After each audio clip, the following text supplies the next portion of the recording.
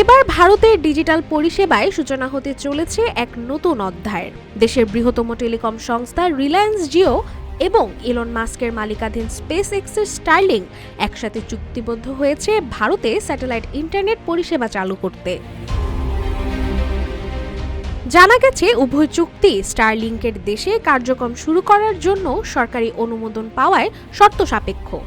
এদিকে খুচরো দোকান এবং অনলাইন স্টোরগুলোতে স্টারলিংক সরঞ্জাম সরবরাহ করে ডিভাইসগুলোর জন্য ইনস্টেশন সমর্থন সরবরাহ করবে জিও প্ল্যাটফর্ম বলেও জানা গেছে।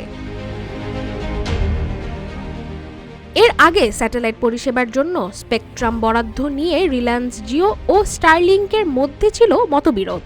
নিলামের পক্ষে ছিল রিলায়েন্স জিও স্পেকট্রাম, যেখানে স্টারলিংক প্রশাসনিক বরাদ্দ চেয়েছিল।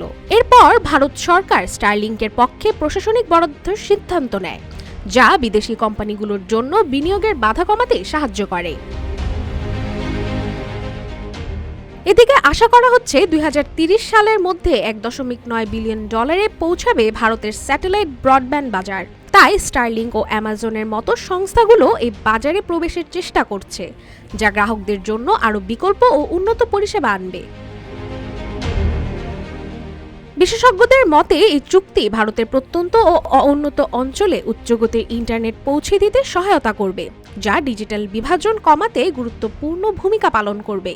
তারা মনে করেন, এই চুক্তি কার্যকর হলে ভারতে ইন্টারনেট পরিষেবায় এক নতুন দিগন্তের সূচনা হবে, যা দেশের ডিজিটাল অগ্রগতিতে উল্লেখযোগ্য প্রভাব ফেলবে। রাশিকা হোসেন, রূপালী বাংলাদেশ।